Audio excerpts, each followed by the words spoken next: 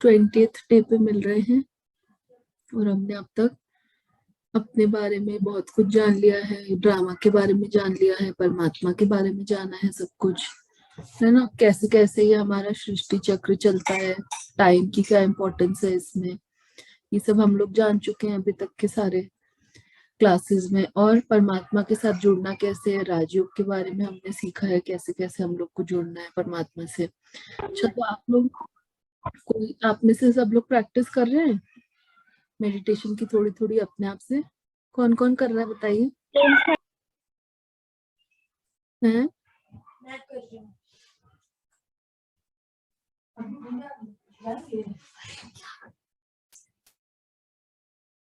दीदी मैं कर रही हूँ। आप कर रहे हो? हाँ दीदी। और कौन कौन कर रहा है? दीदी मैं। चलिए, तो और कैसा कैसा एक्सपीरियंस हो रहा है आप लोगों को? क्या क्या कर पा रहे हैं आप? किसी का कोई बात का आंसर मिला परमात्मा ने? आपने कुछ पूछा परमात्मा से, कोई बात पूछी जिसका आंसर मिला है? कुछ ऐसा एक्सपीरियंस हुआ है किसी को?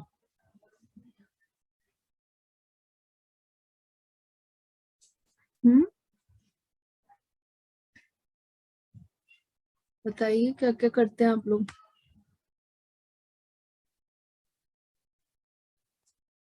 दीदी ऐसा लगा कि भगवान कोई फोरहेड में जैसे कोई पावर्स डाल रहे हो ना। मतलब फोरहेड पे पूरा वाइब्रेशन फील होते हैं आपको? हाँ दीदी। Very good. और बाकी सबको क्या क्या होता है बताएं, आप लोग भी अपना अपना एक्सपीरियंस क्या क्या करते हैं आप लोग?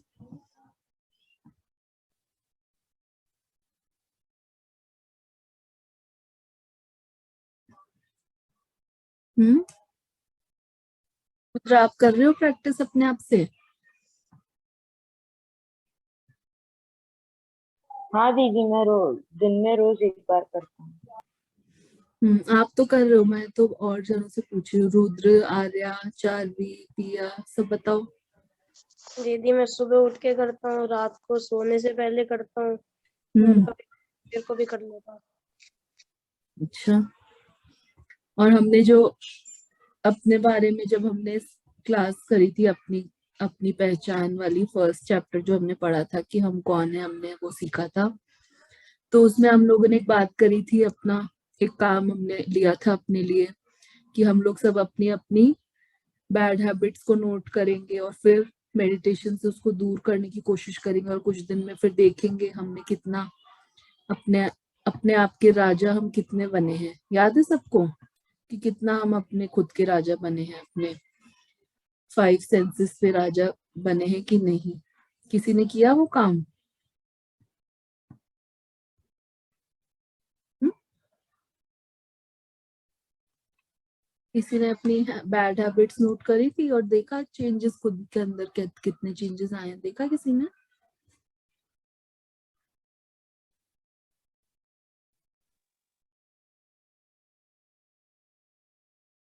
दीदी मैंने किया था। आपने किया था? Very good. जी फिर दीदी। फिर अभी आप कितनी कितनी बैड हैबिट्स को चेंज कर पाए, अपने कर पाए कि नहीं अभी? जी दीदी, दीदी तो अभी तो सिर्फ एक ही बैड हैबिट दूर हुई है।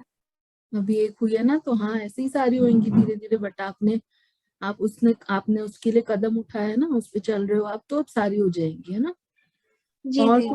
और किसी ने नहीं करी अभी तक नोट डाउन? दीदी मैंने की है। आपने भी करी है, वेरी गुड। आपकी कितनी बैड हैबिट्स ठीक हो गई हैं?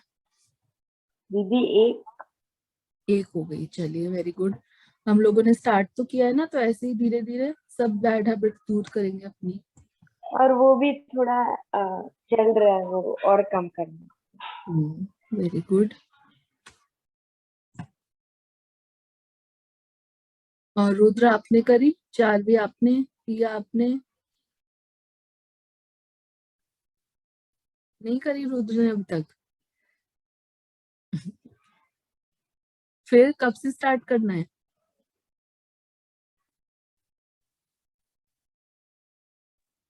कब से करूंगा दीदी? याद है ना हमारा क्या लक्ष्य है, हमें कहाँ जाना है, क्या बनना है हमें?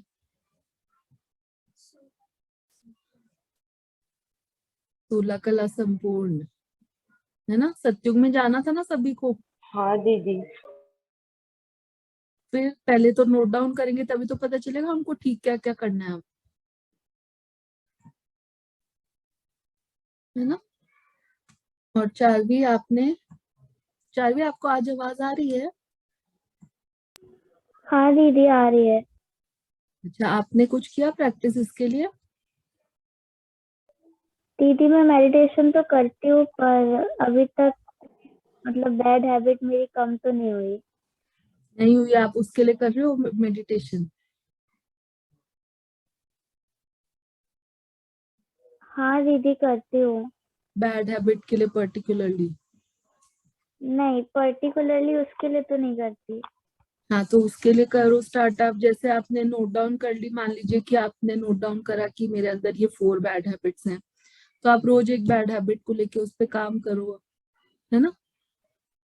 कैसे काम करना है आज हम एक बार ये सेशन थोड़ा सा स्टार्ट करके फिर एक बार एंड में आज हम उसकी प्रैक्टिस करेंगे, ठीक है। ओके दीदी। तो हमने देखा ये सृष्टि काल चक्र को देखा, साइकिल ऑफ टाइम को देखा था कि कैसे कैसे हमारी सृष्टि पे ये पूरा ड्रामा चलता है ना। तो उसके आगे हमें अब देखना है कि ये सभी को स्क्रीन पे नजर आ रही है पिक्चर, ये जो लैडर बनी हुई है पूरी, आ रही है आप लोगों को ये नजर? हाँ दीदी। तो इसमें क्या नजर आ रहा है बताइए कि ये सृष्टि कहाँ से शुरू होती है? सतयुग से शुरू होती है, यानी कि जो हेवन है, स्वर्ग है ना। फिर धीरे धीरे जैसे लॉ ऑफ एंट्रोपी जैसे जैसे वर्क करता है तो अपने आप नेचुरली 16 कला से हम लोग धीरे धीरे डिप्लीट होते जाते हैं, परसेंटेज पवित्रता का कम होता जाता है, दिव्यता का, डिवाइननेस का कम होता जाता है, और धीरे धीरे करते करते हम लोग कैसे कैसे ये कलयुग में पहुंच जाते हैं। और फिर उसके बाद वापस से हम क्या करते हैं, कलयुग जब एकदम एंड पे आ जाता है, जब अति हो जाती है कलयुग की भी, जब सब तरफ परेशानी हो जाती है, सब लोग परेशान हो जाते हैं, तो हम क्या करते हैं, फिर परमात्मा खुद आते हैं। परमात्मा ने बोला गया था कि जब आप लोग के यहाँ धरती पे बहुत प्रॉब्लम्स आ जाएंगी, अति हो जाएगी पाप की, तो फिर मैं आके खुद आप लोगों को पढ़ाऊंगा और अपने साथ लेके जाऊंगा। तो फिर अब हमारा वही टाइम चल रहा है संगम युग का, जब परमात्मा हमें खुद पढ़ा रहे हैं कैसे कैसे अपने आप को फिर से चेंज करना है, सत्युग में जाने के लिए कैसे तैयार होना है। तो आज हम ये स्टोरी सीखेंगे कि कैसे कैसे भारत भारत क्यों बोलते हैं। सबसे पहले तो हमने क्या देखा था कि भारत क्यों बोलते हैं, क्योंकि पूरा जब सतयुग स्टार्ट होता है तो सिर्फ इस पूरी धरती पे सिर्फ भारत ही बचता है। भारत को क्या बोला जाता है? आदि अविनाशी अखंड भारत, ऐसा बोलते हैं ना। तो इसका क्या मतलब है? आदि यानी कि जो स्टार्टिंग से रहता है। तो स्टार्टिंग कब होती है कल्प की? सतयुग से, है ना। तो स्टार्टिंग से सिर्फ भारत ही रहता है। और भारत यानी कि इंडिया को जो हम आज देखते हैं, इंडिया का मैप, वो उस टाइम पे ऐसा नहीं था।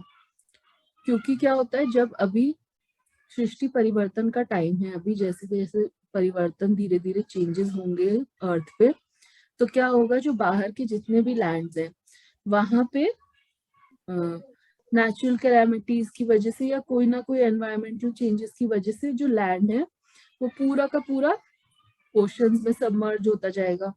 तो जब वो ओशन में वहां का लैंड सबमर्ज होगा तो कहीं से तो बाहर निकलेगा ही, है ना, क्योंकि पानी में तो उतनी ही जगह है। तो एक जगह से अगर नीचे जाता है तो दूसरी जगह से कहीं से बाहर तो निकलेगा ना। तो वैसे ही जब वहां के लैंड अंदर घुसेंगे पानी में, जब डूबेंगे, तो यहाँ आसपास के जो इंडिया के आसपास के लैंड्स हैं वहां से बाहर निकलेंगे लैंड, और वो इंडिया के साथ ज्वाइन हो जाएंगे। तो ये पूरा एक बड़ा सा पीस ऑफ लैंड बन के भारत बन जाता है जब सतयुग की स्टार्टिंग होती है तब तक।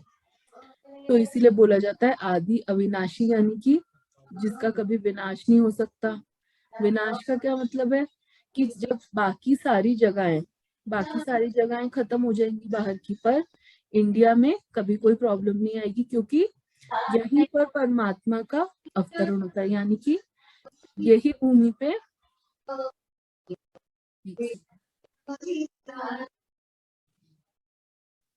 क्योंकि यही भूमि है जहाँ पे परमात्मा आते हैं, है ना। तो ये यहाँ पे इतने सालों से इतने लोग ज्ञान देते हैं, तपस्या करते हैं, तो ये जो लैंड है ये बहुत ही पावरफुल हो गया, पावरफुल वाइब्रेशंस वाला हो गया। तो यहाँ पे कभी भी कुछ गलत हो ही नहीं सकता है। और आगे यहाँ पे, यहाँ से ही सतयुग स्टार्ट होना है, यानी कि देवी देवताओं का भी जन्म यहीं पे होना है। तो ये पवित्र भूमि मानी जाती है। तो इसीलिए यहाँ पे कभी भी कोई प्रॉब्लम, कोई विनाश नहीं हो सकता है यहाँ पे, इसीलिए अविनाशी बोला जाता है। और अखंड यानी कि बहुत बड़ा पीस ऑफ लैंड। तो जब और यहाँ पे लैंड के पीसेस आके मिल जाएंगे तो ये पूरा अखंड भारत बन जाएगा। तो इसीलिए आदि अविनाशी अखंड भारत बोलते हैं। तो हम देखते हैं कि हमने बहुत सारी जगहों पे सुना है और देखा है कि लोग भी बोलते हैं कि मनुष्य जीवन जो है, ह्यूमन बर्थ, हमें बहुत ही मुश्किलों के बाद मिलता है, बहुत हमें तपस्याओं के बाद मनुष्य जीवन मिलता है। क्योंकि जब हम सारे दुख भोग लेते हैं उसके बाद हमें ये मनुष्य जीवन मिलता है। तो दुख भोगने में कैसे होते हैं, तो लोग बोलते हैं कि हमें कीड़े मकोड़े, जानवर, पक्षी, ये सब बनना पड़ता है और अपने कर्मों का भोग भोग के फिर हमको लास्ट जन्म में मनुष्य जन्म मिलता है। ऐसा सुना है आप लोगों ने? हाँ दीदी। तो अगर हमें ऐसा मनुष्य जन्म इतनी मुश्किलों के बाद मिलता है, जब हम इतनी प्रॉब्लम्स झेल के आ जाते हैं, तो फिर क्या होता है कि हमें अभी भी इस लाइफ में भी हमें इतने दुख क्यों होते हैं, इतनी बीमारियां क्यों होती हैं लोगों को, या इतनी प्रॉब्लम्स क्यों होती हैं, उदासी क्यों होती है? अगर इतना ही प्रेशियस है ये जन्म कि इतने सारे कष्ट झेल के हमको ये लास्ट में मिलता है, तो फिर इसमें तो खुशियां ही होनी चाहिए ना, सिर्फ होनी चाहिए कि नहीं, बताइए। हाँ दीदी। तो फिर क्यों होता है आजकल ऐसा कि सभी लोग दुखी भी हैं, इतनी सारे डिजीजेस भी हैं? ऐसा होना चाहिए? अगर इतना मुश्किलों का ये जन्म है, हम सब चीजें अपनी खत्म करके फिर हमको ये मिलता है, सारे पाप खत्म कर लेते हैं, सारे कर्म भोग लेते हैं, फिर मिलता है, तो ऐसा होना चाहिए क्या? तब तो हमें खुशियां ही मिलनी चाहिए सिर्फ, हाँ दीदी। है ना। सबको लगता है ऐसा कि नहीं, कि सिर्फ माहिर को ही लग रहा है?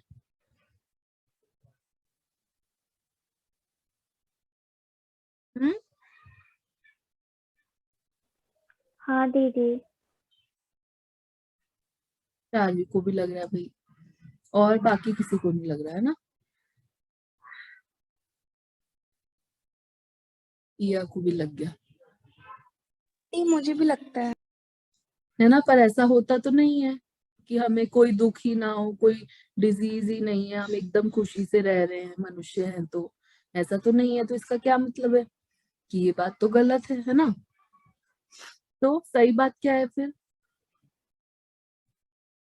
फिर हम देखते हैं कि शास्त्रों में ये भी बताया गया है कि लक 84 की बात है, करी गई है कि लक 84 के बारे में लिखा गया। तो लक का मतलब क्या है?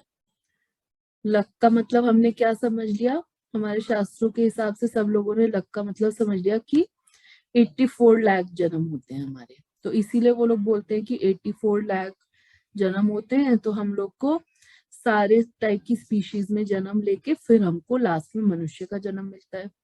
पर अगर ऐसा होता तो ये बात तो गलत है। तो लक 84 का असली मतलब क्या होता है कि लक्ष्य होता है। लक का मतलब कि हर पल हमें अपने लक्ष्य को देखना है, यानी कि जो हमारे 84 बर्थ्स हैं उसके अंदर हमारा लक्ष्य क्या होना चाहिए कि हमें हर पल ये याद रहे कि हम आत्मा है, यानी कि हम हर पल, हर जन्म में हमारा लक्ष्य ये होना चाहिए कि कोई भी काम करते हुए, चाहे हम किसी भी जन्म में है, कोई भी रोल में है, हमारा लक्ष्य ये होना चाहिए कि हर काम करते हुए हमें सोल कॉन्शियसनेस में ही रहना है। तो ये था इसका मतलब। पर हमने क्या बना दिया कि 84 लाख योनिया में हमें जन्म लेना पड़ता है, जो कि गलत बात है। तो फिर हम क्या देखते हैं कि आखिर ये होता क्या है मनुष्य जन्म। तो इतनी पॉपुलेशन क्यों बढ़ती जा रही है हमारी धरती पे?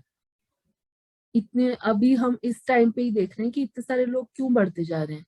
तो हमने ये भी देखा था काल चक्र के चैप्टर में कि अभी ये ड्रामा का लास्ट पार्ट चल रहा है, लास्ट एपिसोड चल रहा है, इसीलिए सारी आत्माएं परम धाम से अब नीचे उतर रही है, क्योंकि सबको अपने रोल फिनिश करने, सबको अपने जन्म करने पूरे। तो ये जो 84 जन्म की बात हो रही है, तो अब किसी के मन में ये सवाल आ रहा है कि क्या सभी के 84 जन्म होते हैं? ये सवाल तो होना चाहिए आप लोगों का, मैंने ही पूछ लिया। लग रहा है किसी को ये क्वेश्चन कि किसके कितने जन्म होते हैं, हम ये कैसे डिसाइड करते हैं, या क्या होता है?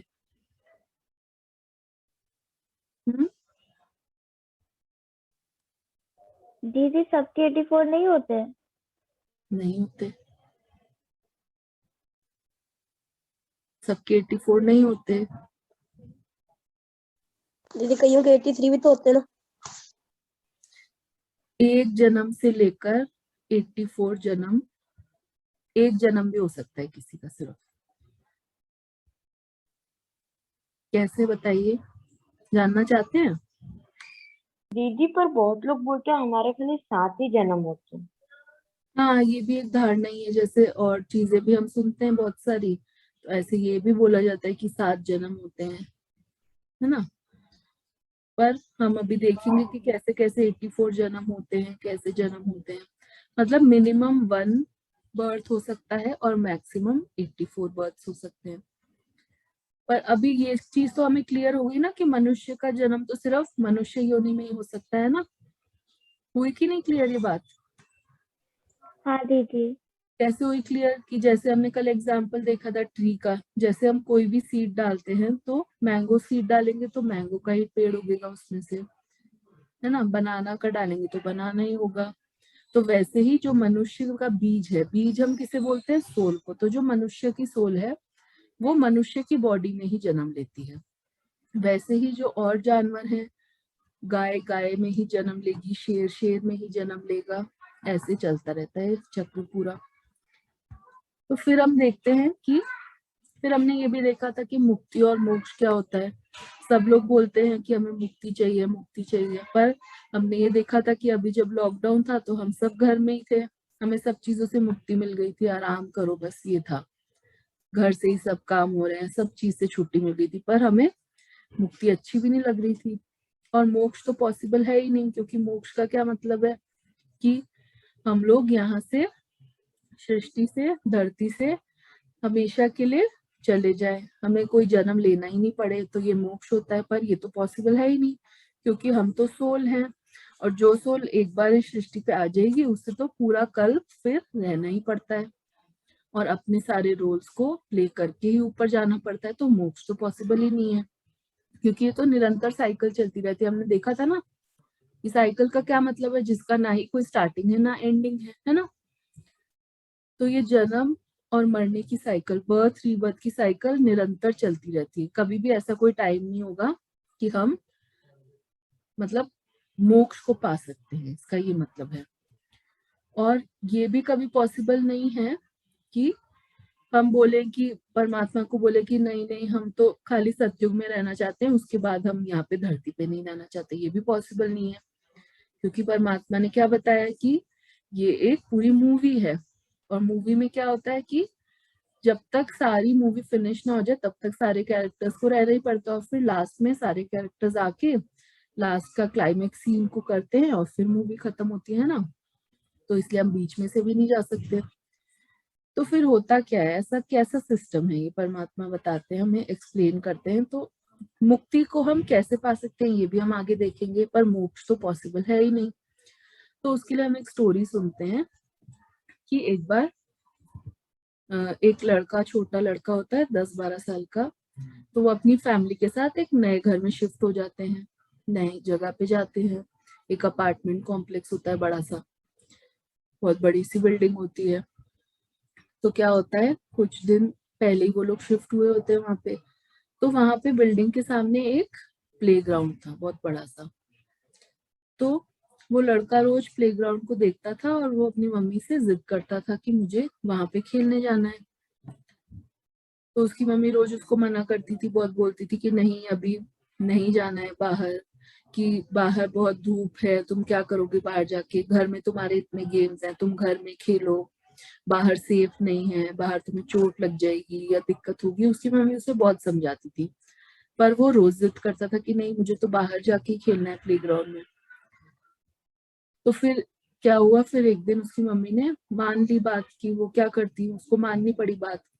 तो उन्होंने उसको भेज दिया कि ठीक है तुम जाओ, पर उसको बोला कि पर रात होने से पहले तुम वापस आ जाना, लेट नहीं होना चाहिए। तो वो बोला ठीक है। फिर वो नीचे खेलने चले जाता है ना, नीचे खेलने जाता है और बाकी भी बहुत सारे बच्चे खेल रहे होते हैं, तो उसकी फ्रेंडशिप भी हो जाती है। तो वहां पे वो लोग एक क्रिकेट मैच को स्टार्ट कर लेते हैं सब बच्चे मिलके। तो शुरू में जैसे जैसे मैच आगे बढ़ता है तो वो बहुत अच्छे से खेल रहा होता है, बहुत सारे रन्स बना रहा होता है, उसको बहुत मजा आ रहा होता है खेलने में, बहुत खुश होता है वो। फिर क्या होता है, धीरे धीरे जैसे थोड़ा दोपहर का टाइम आने लगता है तो वहां पे और एक दूसरे ग्रुप आ जाता है बच्चों का, और वो बच्चे थोड़े नॉटी बच्चे थे, दूसरों को परेशान करने वाले बच्चे थे। तो क्या होता है, वो आते हैं तो वो लोग चीटिंग करने लगते हैं, वो बोलते हैं कि हमें भी खेलना है, तो वो लोग खेलने लगते हैं साथ में मैच, वो भी मैच में ऐड हो जाते हैं।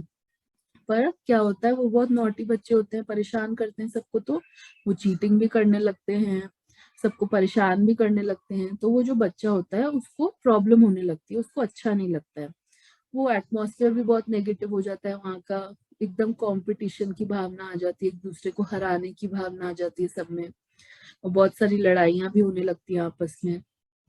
फिर ऊपर से उसकी मम्मी देख रही होती है कि यहाँ पे तो लड़ाई हो रही है, और वो लड़का भी अपनी मम्मी को याद कर रहा होता है कि मैं अपनी मम्मी को, अगर मेरी मम्मी होती यहाँ तो ये लड़ाई को खत्म कर देती।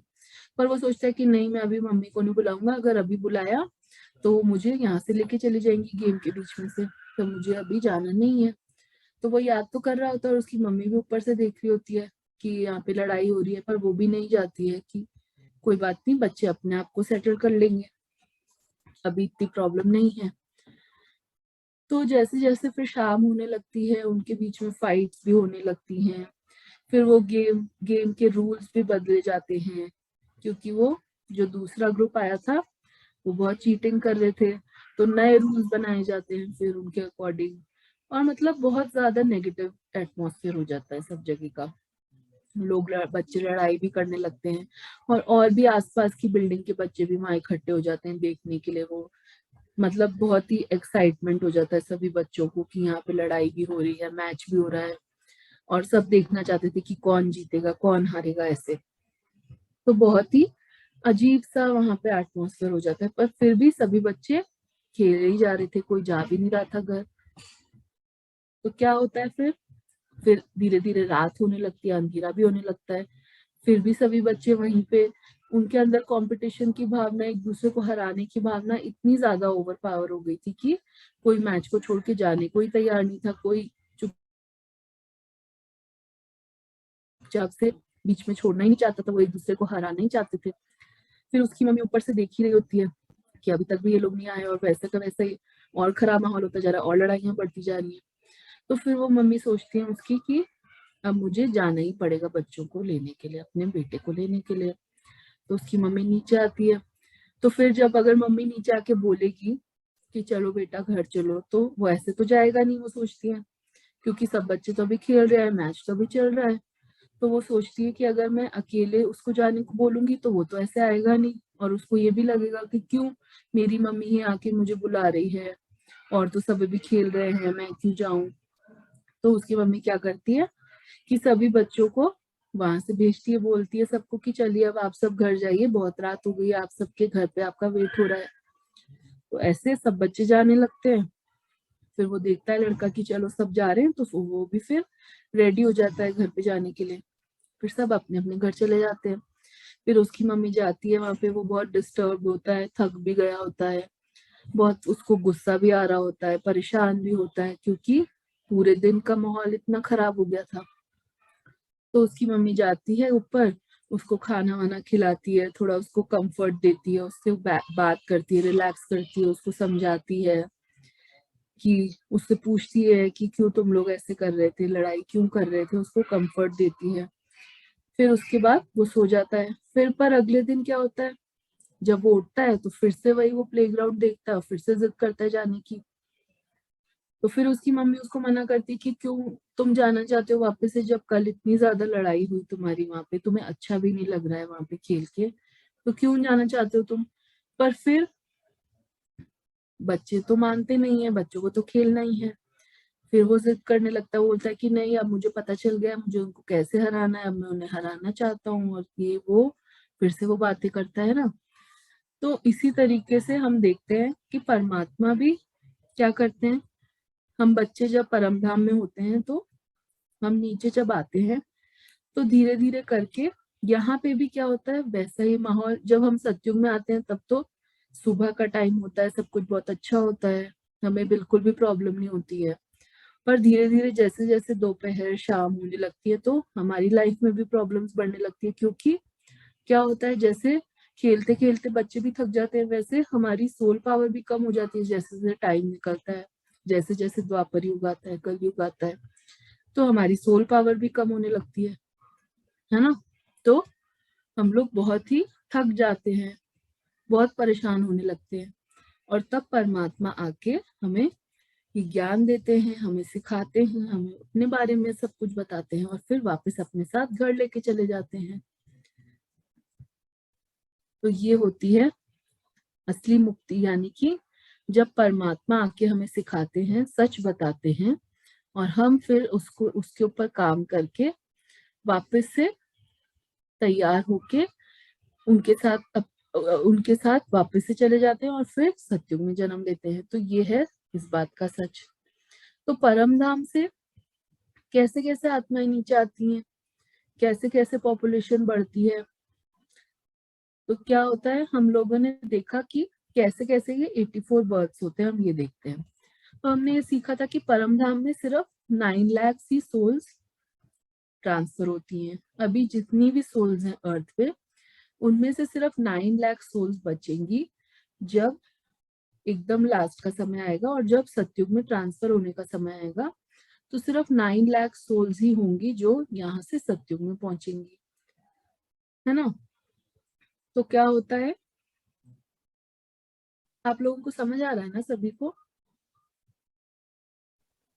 हाँ दीदी। तो सतयुग में हमने देखा कि सभी की, और हमें पहले परमात्मा ने ये बताया है कि सतयुग से लेके त्रेता युग की पॉपुलेशन 33,000 करोड़ होती है। यानी कि क्या होता है, जब हम सतयुग की स्टार्टिंग होती है तो 9 लाख होते हैं, और फिर जब सतयुग का एंड होता है और त्रेता युग की स्टार्टिंग होती है तब पॉपुलेशन 2 करोड़ तक पहुंचती है। और फिर जब त्रेता युग जब तक एंड होता है तब तक 2 करोड़ से 33 करोड़ तक पहुंच जाती है, जिसको हम बोलते भी हैं 33 करोड़ देवी देवता, ऐसा सुना जाता है भारत में। तो वो देवी देवता कौन थे, वो हम ही सब थे जो सतयुग और त्रेता युग में थे। और देवी देवता क्यों उनको मानने लग गए अब लोग, क्योंकि उनको ये तो याद ही नहीं है कि वो हम ही थे। बस उन्हें ये याद है कि वो जो उस टाइम पे, हम ऐसे भी बोलते हैं ना, उस टाइम की बात तो कुछ और ही है। वहां तो जो लोग रहते थे वो इतने सुंदर होते थे, इतने पवित्र होते थे, इतने संपन्न होते थे, ऐसे बोलते हैं ना कि वहां पे जो रहते थे वो लोग जो थे, ऐसे ही करते हैं ना बात सब, कि जो पहले के टाइम के लोग थे, ऐसे सुनते हैं हम लोग बात करते हैं जब।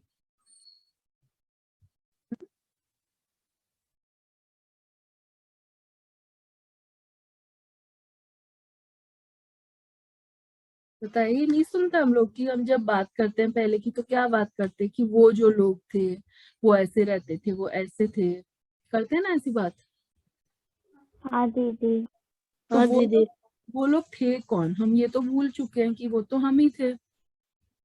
पर उनको देवी देवता हम मानते किस लिए, क्योंकि उस टाइम हमारी सोल पावर इतनी हाई थी कि हम देवी देवता के समान थे, हमारी पवित्रता का लेवल इतना था, हमारी वाइब्रेशंस इतनी हाई थी, सोल पावर इतनी ज्यादा थी, 16 कला संपूर्ण थे, तो वो देवी देवता के बराबर माने जाते थे। इसीलिए अब हम ये तो भूल गए कि वो हम ही थे, बस हम उनको अपने पूर्वज या देवता मान के उनकी पूजाएं करने लग गए। तो परमात्मा हमें ये भी बताते हैं कि ये जो ज्ञान है परमात्मा का जो अभी हम सीख रहे हैं, ये सिर्फ पूरे वर्ल्ड में से 33 करोड़ तक ही ये ज्ञान पहुंचता है। जो अभी की पॉपुलेशन है, जो ये संगम युग चल रहा है, यहाँ पर सिर्फ 33 करोड़ सोल्स ही हैं जिन तक ये ज्ञान पहुंचेगा। बाकी दुनिया को तो ये पता भी नहीं है। उन्हें तो ये भी नहीं पता कि गॉड है कौन, है ना। वो सब तो अपनी लाइफ में जैसे चलते आ रहे हैं वो वैसे ही चल रहे हैं, वो जानते भी नहीं है इसके बारे में। तो 33 करोड़ को ही क्यों पता चलेगा? क्योंकि सिर्फ इतनी ही सोल्स देवी देवता बनने के लायक हैं। यानी कि इतनी ही सोल्स हैं जो अपने ऊपर वर्क करके सतयुग और त्रेता युग में जा सकती हैं। और उनमें से भी क्या है, नंबर वॉर बोलते हैं परमात्मा। नंबर वॉर यानी कि कौन कितना काम अपने ऊपर करता है उसके हिसाब से रैंक मिलेगा उसको। जैसे कि हम क्लास में भी देखते हैं ना, एग्जाम में कोई फर्स्ट आता है, कोई सेकंड आता है, ऐसे होता है ना। क्लास में भी रैंक्स मिलते हैं हमें, स्कूल में होता है कि नहीं? हाँ दीदी।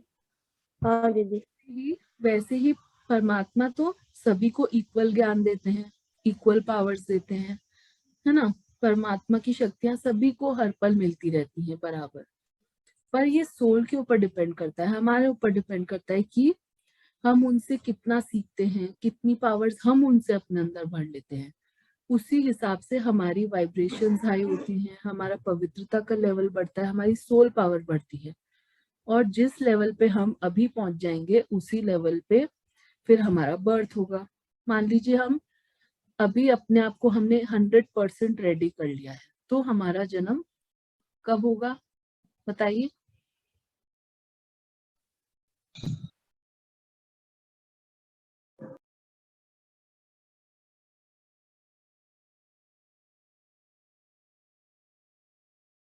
बताइए बताइए।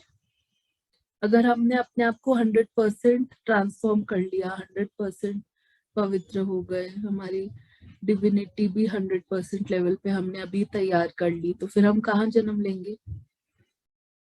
सतयुग में। हाँ, सतयुग में। और उसमें भी जो हाईएस्ट पावर की सोल्स होंगी, स्टार्टिंग में 9 लाख वही सोल्स ट्रांसफर होंगी, फिर अपनी पावर के हिसाब से धीरे धीरे और 2 करोड़ तक पहुंचेंगी सतयुग में भी, है ना। और फिर जो और थोड़ी कम पावर की होंगी उनका जन्म त्रेता युग में होगा। फिर जो और थोड़े कम लेवल की होंगी फिर वो द्वापर युग में आएंगी, ऐसे कल युग में आएंगी। ऐसे करते करते अपनी जो हम सोल पावर जितनी अभी बढ़ा लेंगे उस हिसाब से हमारा जन्म होगा। इसको हम एक एग्जाम्पल से समझ सकते हैं। जैसे हम एक सेकेंड, एक छोटी वाली बॉटल रख लेना। हाँ, इस बैग में।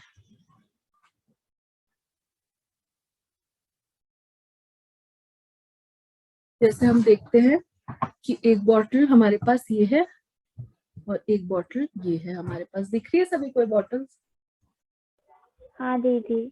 ऐसे ही मान लीजिए कि और हमारे पास 2-3 बॉटल्स हैं और कम कम वॉल्यूम की। तो हम इसको एग्जाम्पल को कैसे देखते हैं कि हम अपनी कैपेसिटी को कितना अभी बना रहे हैं। अगर हमने अपनी कैपेसिटी को फुल 100% का अभी बना लिया है तो क्या होगा? हम कहाँ जाएंगे? हम सतयुग में जाएंगे, है ना। और हमने ये देखा कि परम धाम हमें जाना है सबको जब अभी कल्प का एंड होगा। तो परम धाम में हम क्यों जाते हैं? पहले तो हम ये जानते हैं कि परम धाम में हमें जाना क्यों है। परम धाम को हम ये बोल सकते हैं कि वो हमारा चार्जिंग स्टेशन है। ठीक है, जैसे हमारा जब फोन की बैटरी कम हो जाती है तो हम उसे चार्ज पे लगा देते हैं ना, फिर वो पूरा दिन चलता है फोन। फिर अगले दिन वापस बैटरी कम हो जाती है तो हम सुबह फिर से उसको चार्ज पे लगा देते हैं। ऐसा होता है? हाँ दीदी। है ना। तो हम अपनी कैपेसिटी को जितना अभी बिल्ड करेंगे, तो जैसे मान लीजिए कि अभी जब इस कल्प का एंड होगा तो सभी को परम धाम जाना है, जितनी भी सोल्स हैं। तो जब हम परम धाम में जाएंगे और हमारी कैपेसिटी मान लीजिए हमने 100% बना ली है, और कैपेसिटी बनाना एक बात है और दूसरी बात है कि हमने अभी यहाँ रहते हुए उसको कितना चार्ज किया है परमात्मा की से पावर्स लेके। मान लीजिए हमने अपनी बैटरी तो 100% की बना ली कैपेसिटी, पर अभी उसको हमने सिर्फ 90% ही चार्ज कर पाए, 100% नहीं कर पाए। तो जब हम परम धाम में जाएंगे तो जो वो बचा हुआ 10% है, जैसे ये बचा हुआ इसमें पानी की स्पेस है, ये 10% है, तो वो बचा हुआ 10% वहां परमधाम में जाके चार्ज हो जाएगा, और 10% ही बचा है तो वो तो जल्दी से चार्ज हो जाएगा, है ना। अगर 90% है ऑलरेडी और 10% और चार्ज करना है तो जल्दी से हो जाएगा ना फुल।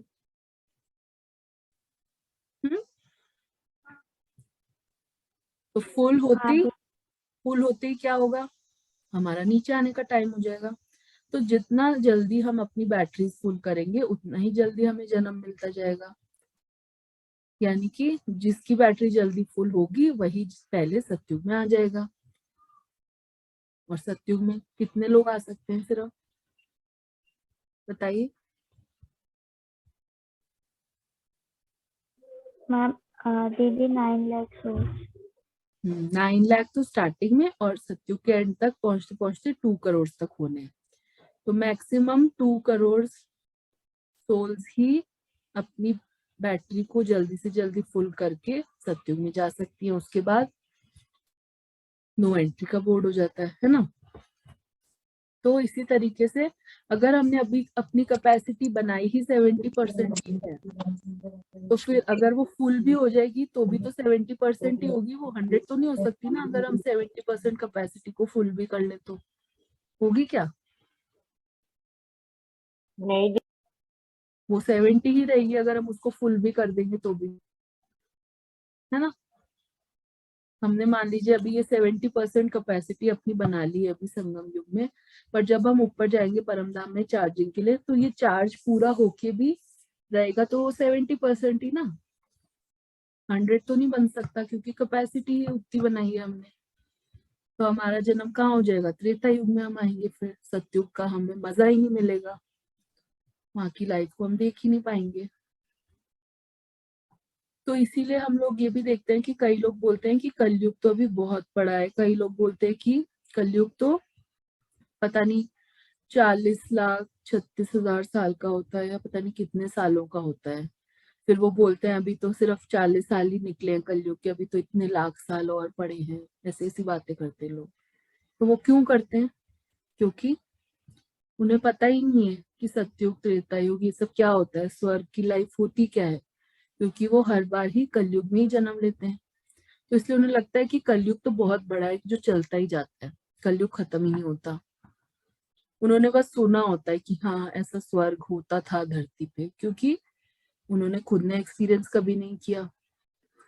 और हम ये भी जानते हैं उस दिन जो एक स्पेशल क्लास हुई थी उसमें हमने ये जाना था कि हम वही चीज को एक्सपीरियंस करते हैं, वही चीज को देख पाते हैं जो हम एक्सपीरियंस कर चुके होते हैं, उसी को हम इमेजिन कर पाते हैं, है ना। सीखा था ना उस दिन। तो उन लोगों ने तो कभी एक्सपीरियंस किया ही नहीं है तो वो उसे इमेजिन भी नहीं कर पाते कि वो कैसा होता होगा, वो बस सुन चुके हैं उस बात को, इसीलिए वो जानते हैं कि हाँ सतयुग जैसा या स्वर्ग जैसा कभी इस धरती पे एटमॉस्फेयर होता था, है ना।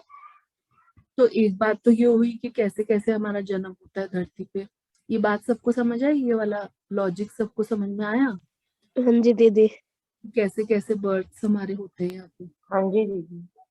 फिर दूसरा एक और पॉइंट है कि हम कब जन्म लेते हैं, ये एक और डिसाइडिंग फैक्टर क्या है कि जैसी प्रकृति का परसेंटेज होगा पवित्रता का धरती पे, उसी परसेंटेज की सोल्स परमधाम से नीचे ऑटोमेटिकली खींच के आ जाती है। जैसे मान लीजिए जब सतयुग की स्टार्टिंग होती है तो क्या होता है, धरती पूरी ट्रांसफॉर्म्ड होती है, नई नई ट्रांसफॉर्म्ड होती है, तो पूरी 100% पवित्र होती है, चार्ज होती है अच्छे से, है ना। तो वही सोल्स नीचे अट्रैक्ट होके आती हैं जो 100% पवित्र और चार्ज होती हैं। ऐसे ही धीरे धीरे लॉ ऑफ एंट्रोपी जब लगता है कोई भी चीज पे, तो धीरे धीरे अपने आप एनर्जी डिप्लीट होती है, तो बाहर की प्रकृति की भी एनर्जी धीरे धीरे डिप्लीट होने लगती है, तो त्रेता युग आते आते थोड़ी सी कम हो जाती है बाहर की वाइब्रेशंस, तो उसी एनर्जी की उसी वाइब्रेशंस की सोल्स से नीचे आने लगती हैं। ऐसे ही फिर द्वापर में और कलयुग में तो बिल्कुल ही प्रकृति भी डाउन हो जाती है, तो एकदम लो लेवल की लो वाइब्रेशंस की सोल्स ही नीचे आती हैं तब। तो ये थी दूसरी बात। तो सभी को समझ में आई दोनों पॉइंट्स?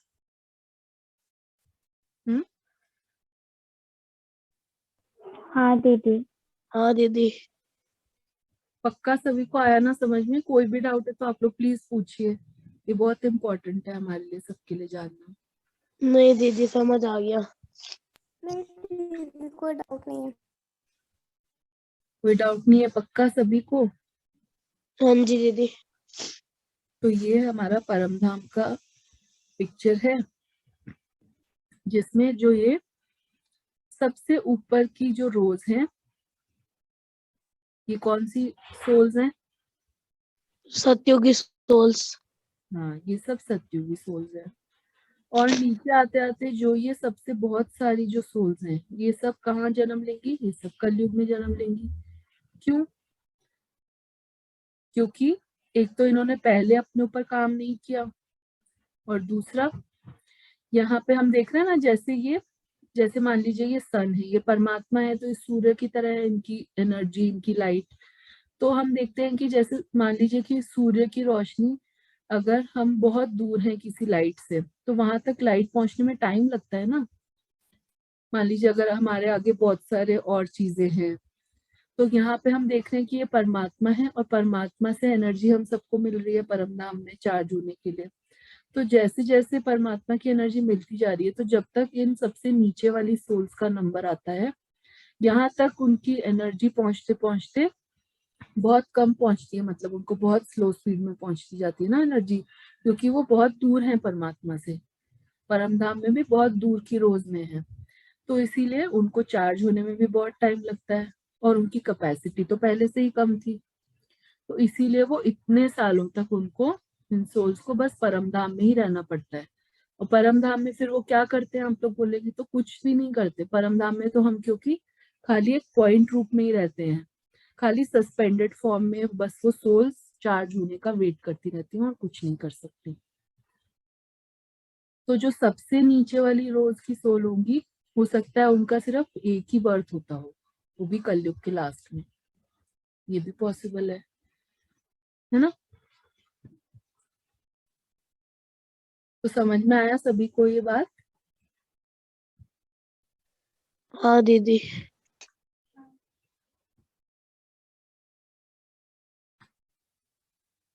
सबको आया कि नहीं? हाँ दीदी। हाँ दीदी। किसी को किसी भी चीज में कोई भी डाउट है तो प्लीज आप पूछिए।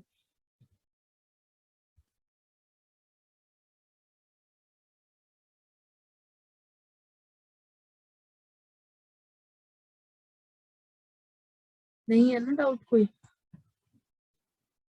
तो आज हम यहीं तक सीखते हैं ना। आज आप लोग इसको, अच्छा, अरे इतना टाइम हो गया आज तो। अभी हमारे पास, हम मेडिटेशन अभी करें 5-10 मिनट का, सब करना चाहते हाँ हैं अभी? दीदी। हाँ दीदी। अरे सब लोग रेडी हैं? टाइम सबके पास अगर टाइम है तो करते हैं फिर।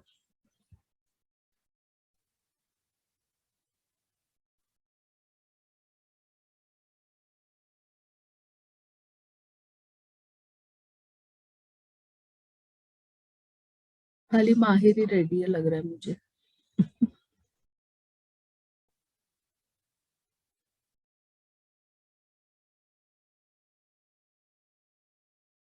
अरे कोई भी नहीं करना चाहता यहाँ पे, क्या करे?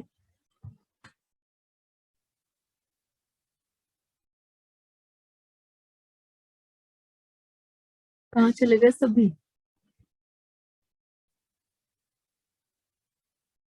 सब बोर हो गए क्या, या समझ में नहीं आ रहा कुछ? बताइए। नहीं दीदी। तो बताइए, सब लोग करना चाहते हैं अभी मेडिटेशन? तो करते हैं हम लोग 5-10 मिनट के लिए। जी दीदी। चलिए तो बैठिए, कंफर्टेबली होके बैठिए, अपने अपने फोन को आप नीचे रख सकते हैं, अभी कुछ देखने की जरूरत तो है नहीं, है ना?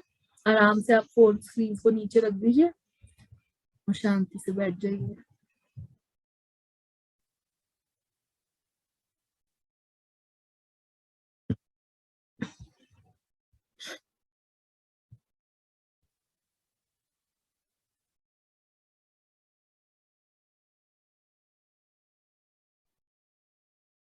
बिठाएं अपने आप को शांति से।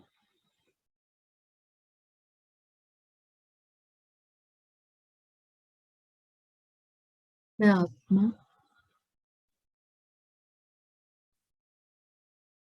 एक चमकता सितारा, शाइनिंग स्टार। देखिए अपने आप को अपने फोरहेड के बीच।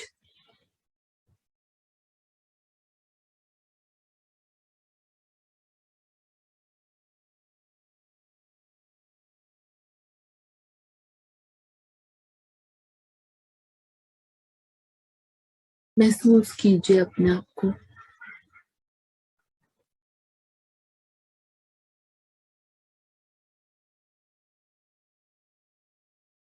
मैं एक पावर हूँ जो इस बॉडी को चलाती हूँ।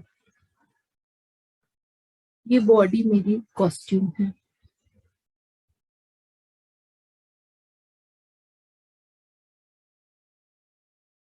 और मैं ये कॉस्ट्यूम में अपना रोल प्ले कर रही हूँ।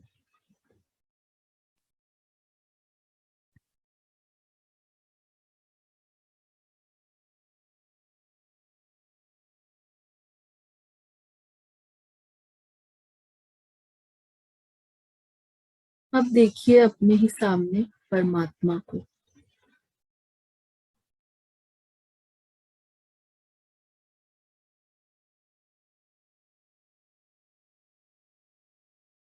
एक सूर्य की तरह कितनी तेज रोशनी आ रही है उनसे।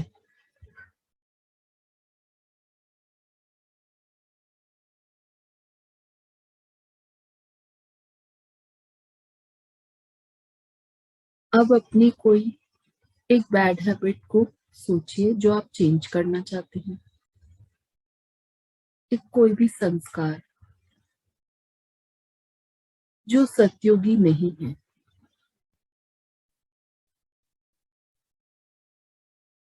जो हमें 16 कला संपूर्ण बनने में अड़चन ला रहा है।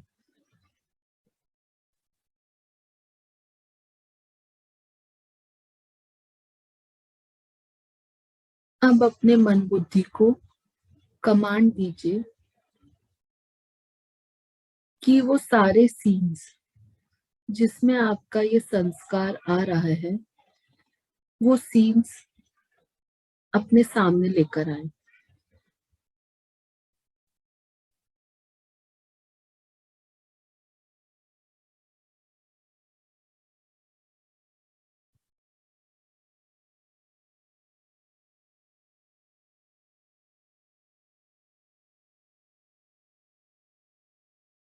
एक एक सीन को देखिए और देखिए परमात्मा से वाइट कलर की किरणें आ रही हैं।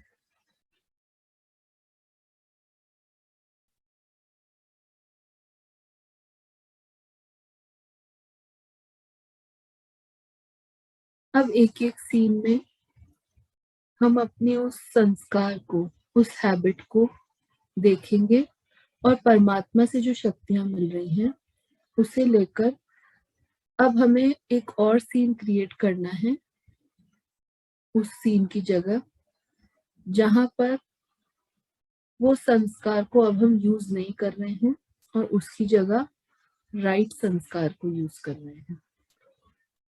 देखिए सभी अपने अपने सीन्स को और खत्म करिए अपने पुराने संस्कार को। परमात्मा से शक्ति लीजिए।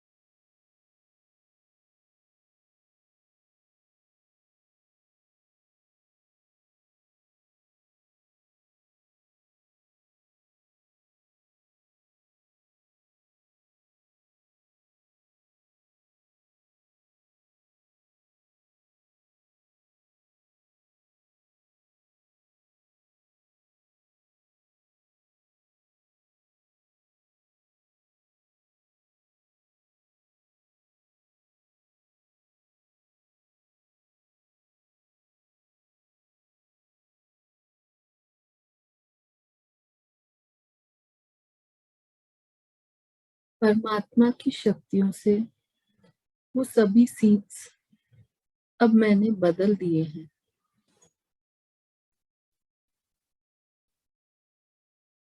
अब पिछले सारे सीन्स वो खत्म हो गए हैं।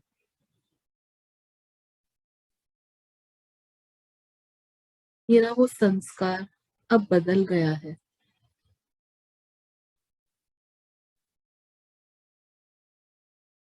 अब एक दृढ़ संकल्प कीजिए, अपने आप से प्रॉमिस कीजिए कि अभी से मैं अपने उस पुराने संस्कार को दोबारा कभी यूज नहीं करूंगा।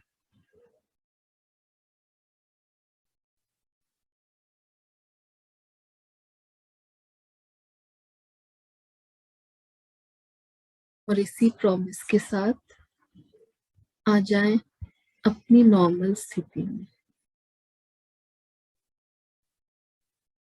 ओम शांति।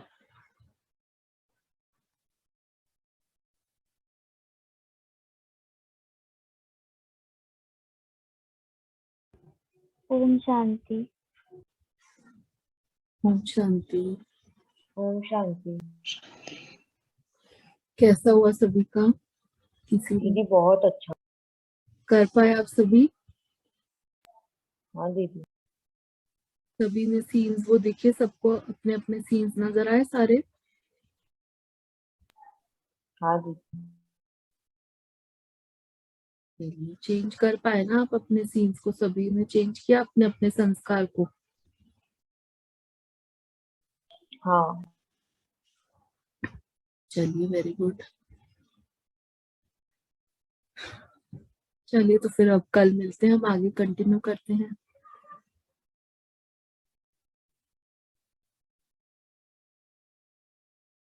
दीदी हाँ जी, बोलिए। आपने जो ग्रुप बनाया वो मतलब वो किस लिए है? वो ग्रुप अभी जैसे नए हम लोग सेशंस जो भी अभी प्रोग्राम्स बना रहे हैं, तो उसके जो जो भी शेड्यूल रहेगा वो उसके अंदर मैसेज कर देंगे, है ना?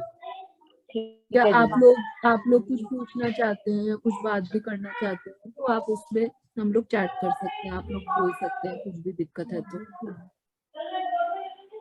है ना? ठीक है दीदी। ठीक है दीदी। ठीक है? चलिए, तो कल मिलते हैं फिर। ओम हाँ शांति। दीदी। ओम शांति दीदी। शांति।